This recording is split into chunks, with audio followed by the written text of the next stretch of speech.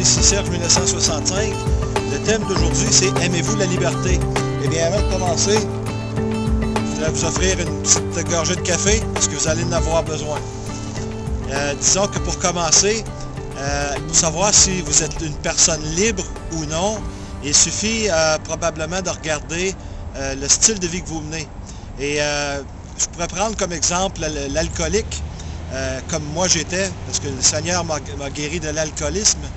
Et puis, une question qu'on m'avait posée avant que je me rende aux alcooliques anonymes, c'était « Si tu es privé d'alcool pour le reste de ta vie, comment tu vas réagir? » Eh bien, à ce moment-là, quand cette question m'a été posée, j'ai réagi fortement en dedans de moi, sachant que j'étais prisonnier de l'alcool.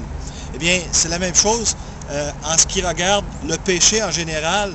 Si ce péché, la simple pensée de se débarrasser de ce péché provoque en nous de la crainte, du ressentiment, eh bien, il faut se dire que nous avons un problème et que nous sommes prisonniers, nous sommes esclaves des choses que nous aimons, des passions de ce monde, que ce soit l'alcool, la drogue, le sexe ou toute autre chose, que ce soit la nourriture, faire du ressentiment. Eh bien, je vous invite à considérer aussi que les valeurs modernes nous tiennent prisonniers.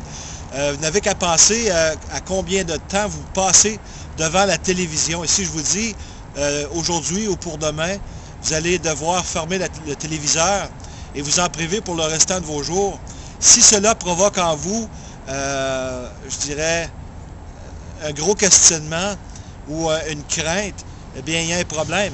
La télévision vous tient prisonnier, la propagande télévisuelle aussi vous tient prisonnier. Et pour ceux et celles qui sont du Québec comme moi, le simple fait d'entendre la propagande de la publicité, eh bien, pour moi, ce fut l'élément déclencheur qui a fait qu'un jour, j'en ai eu assez d'être l'esclave de mes cartes de crédit et des banques.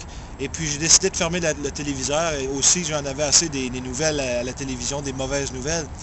Et c'est une des meilleures choses qui s'est produite dans ma vie, après avoir reçu le Seigneur Jésus, bien sûr, c'est d'avoir fermé le téléviseur complètement et d'avoir arrêté de consommer les films d'Hollywood.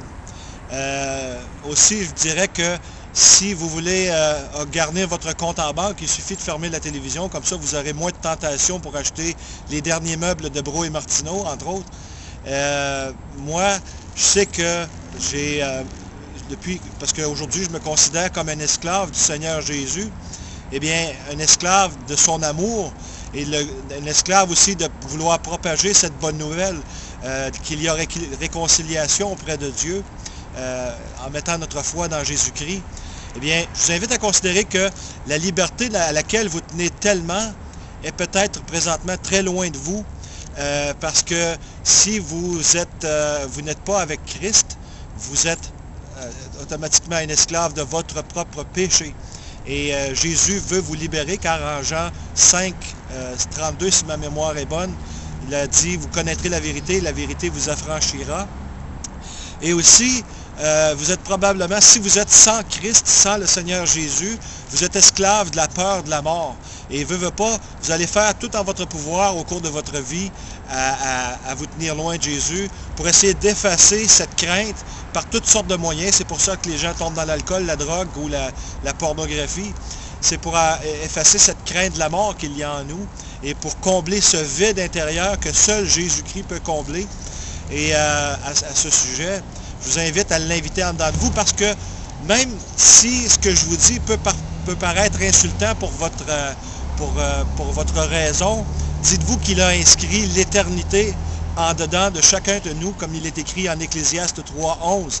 L'éternité est inscrite en dedans de nous. À ce moment-là, votre conscience témoigne que je dis la vérité, que je vous dis la vérité, et que tout ce qu'il vous reste à faire, c'est d'aller vérifier par vous-même. Eh bien, le Seigneur est le chemin, la vérité et la vie, et nul ne se rend au Père que par lui. Nous sommes le 3 novembre 2010, et il existe encore.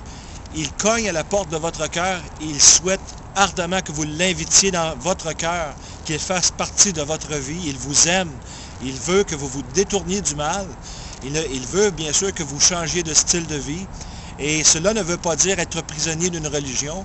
Cela veut dire la liberté trouvée en Christ par sa guérison, au moyen de son sang et de son esprit. Et c'est la vie qui vous attend, c'est une vie en repentance, oui.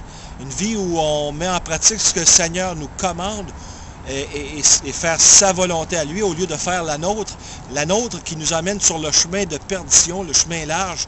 Et on a beau essayer de se mettre des œillères, mais le péché est bien réel et Dieu n'aime pas le péché. Il y aura une fin au péché. Et c'est l'appel que je vous lance aujourd'hui. Considérez la liberté qu'il y a en Jésus-Christ, en son nom seul. Eh bien, soyez bénis et que Dieu vous trouve et vous garde. Au nom de Jésus, à la prochaine. Amen.